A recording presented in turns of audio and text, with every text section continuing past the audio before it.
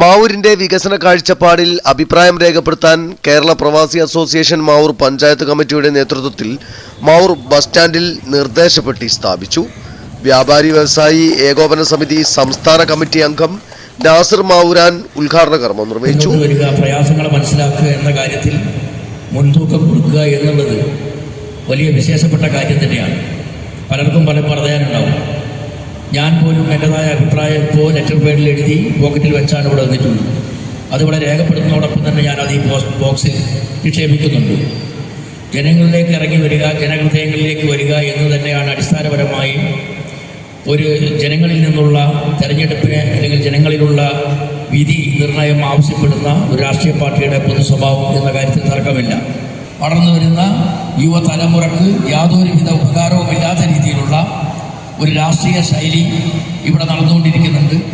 അതിങ്ങ് കന്യാകുമാരി മുതൽ കാശ്മീർ വരെയുള്ള എല്ലാ സംസ്ഥാനങ്ങളിലും എല്ലാ പൊതു രാഷ്ട്രീയ പാർട്ടികളിലും ഉണ്ട്. അതിൽ നിന്ന് വ്യത്യസ്തമായ ഒരു സമീപനം നിങ്ങൾ സ്വീകരിക്കണമെന്ന് ഞാൻ വളരെ വിനയപൂർവ്വം നിങ്ങളോട് അഭ്യർത്ഥിക്കുകയാണ്. അത്തരത്തിലുള്ള ഒരു രീതി വളർന്നു വരുന്ന തലമുറക്കെങ്കിലും ഉപകാരപ്പെടട്ടെ. നമ്മൾ ഈ ചിരിച്ചും കളിച്ചും കതറിട്ടും തേച്ചും മിനുക്കി നടക്കുന്നവരുടെ നേതാക്കന്മാരെയും അവരെന്ത് പറഞ്ഞാലും അവർക്ക് വേണ്ടി കൈകൊട്ടുന്ന ഒരു ജനതയും സൃഷ്ടിച്ചെടുത്തു എന്നല്ലാതെ സത്യത്തിൽ പലപ്പോഴും ഉപകാരപ്രദമായ ഒരു പ്രവൃത്തി ചെയ്യുന്ന കാര്യത്തിൽ പലപ്പോഴും പിറകോട്ടാണ്.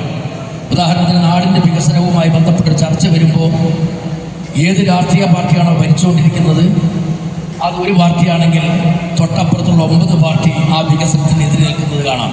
ജില്ലാ വൈസ് പ്രസിഡന്റ് സുരേഷ് വളയന്നൂർ അധ്യക്ഷത വഹിച്ചു. ഗ്രാമപഞ്ചായത്ത് അംഗം കെ ഉണ്ണികൃഷ്ണൻ, ജില്ലാ കമ്മിറ്റി അംഗം പി കെ ബൈജു, ദിവ്യ അടവാട്, മുരളി നായന്നൂർ എന്നിവർ സംസാരിച്ചു.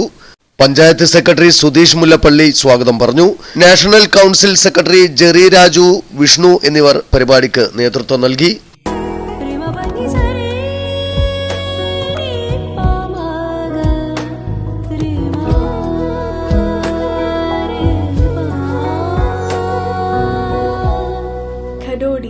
Golden diamonds, Mavoor, Poovattuparamba. കൂടുതൽ വാർത്തകൾ ലഭിക്കാൻ sport media YouTube channel subscribe ചെയ്യുക.